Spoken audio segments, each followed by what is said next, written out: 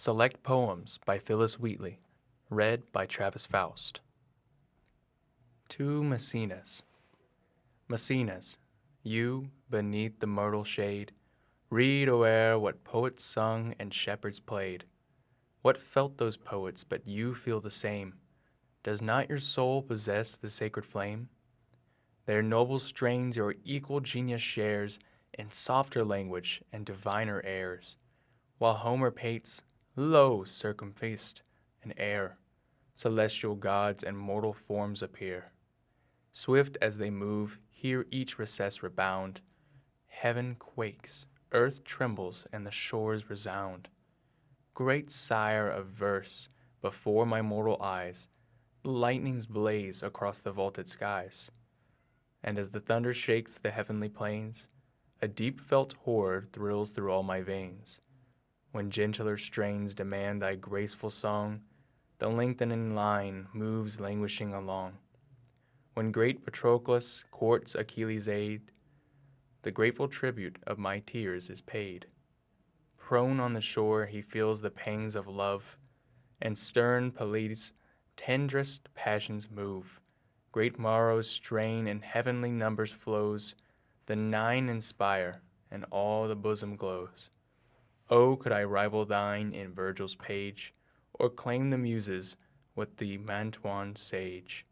Soon the same beauties should my mind adorn, and the same ardors in my soul should burn.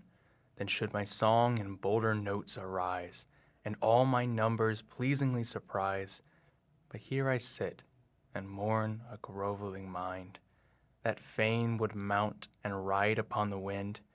Not you, my friend, these plaintive strains become, not you whose bosom is the Muses' home. When they from towering Helicon retire, they fan in you the bright immortal fire. But I, less happy, cannot raise the song, the faltering music dies upon my tongue. The happier Terence, all the choir inspired, his soul replenished and his bosom fired. But say, ye Muses, why this partial grace to one alone of Afric's sable race? From age to age transmitting thus is his name, with the finest glory in the rolls of fame.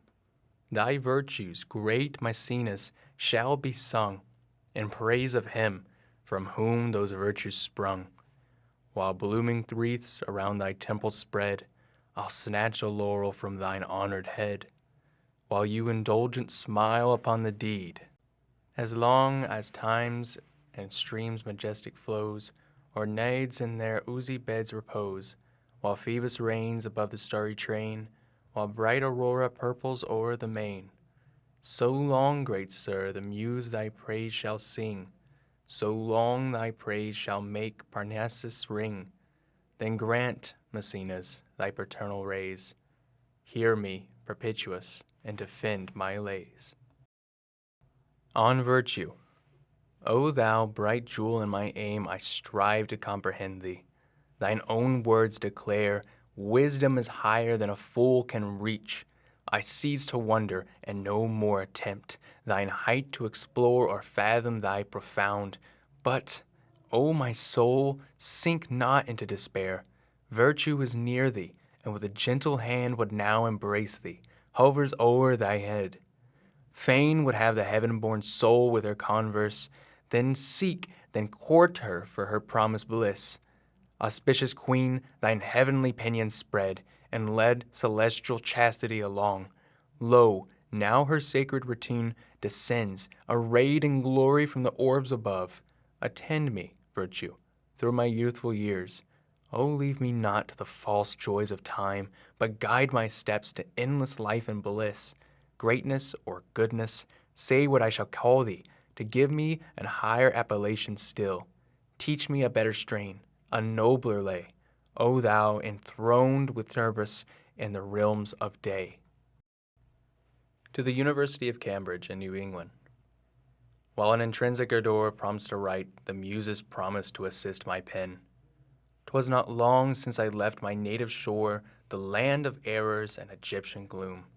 Father of mercy, 'twas thy gracious hand brought me in safety from those dark abodes.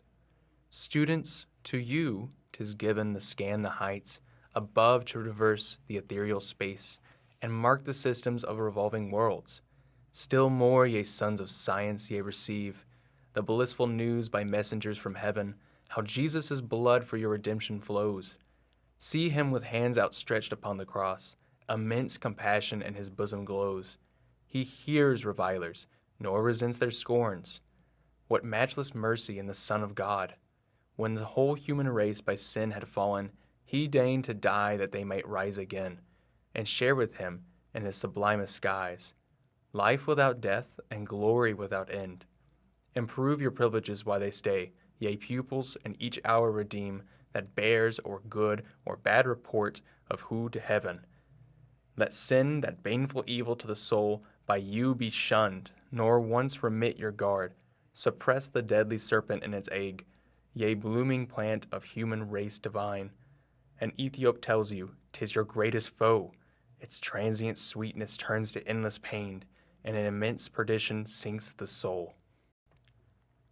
To the King's Most Excellent Majesty, 1768. Your subjects hope, dread sire, the crown upon your brows may flourish long, and that your arm may in your God be strong.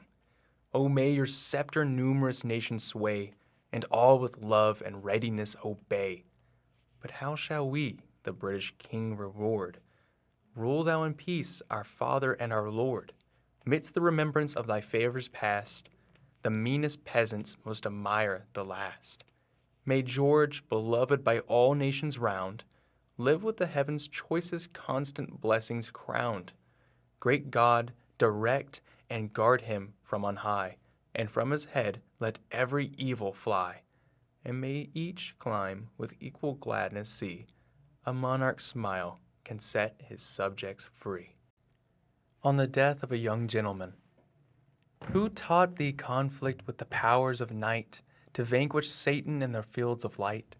Who strung thy feeble arms with might unknown? How great thy conquest, and how bright thy crown! War with each princedom, throne, and power is o'er. This scene is ended to return no more.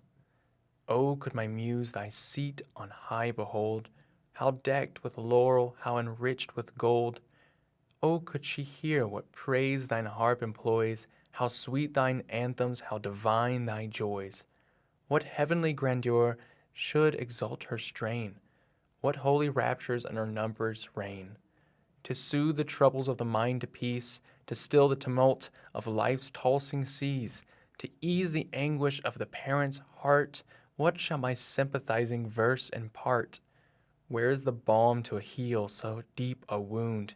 Where shall a sovereign remedy be found?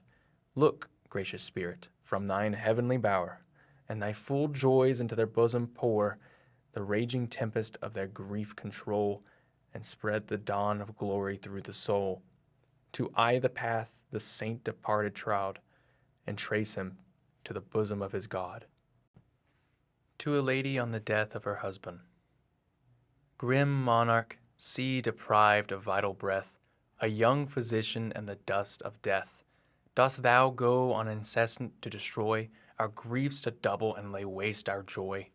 Enough thou never yet wast known to say, though millions die the vassals of thy sway, nor youth, nor science, nor the ties of love, nor aught on earth thy flinty heart can move, the friend, the spouse from his desire dart to save. In vain we ask the sovereign of the grave.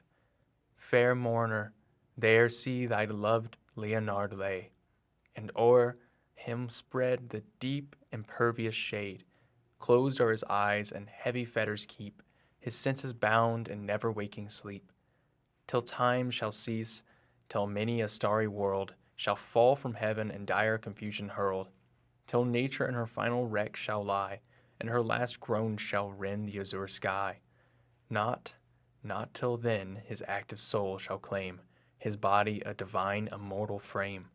But see the softly stealing tears apace pursue each other down the mourner's face. But seize thy tears, bid every sigh depart, and cast the load of anguish from thine heart.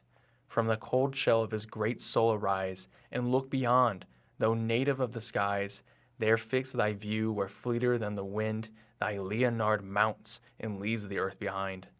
Thyself prepare to pass the veil of night, to join forever on the hills of light.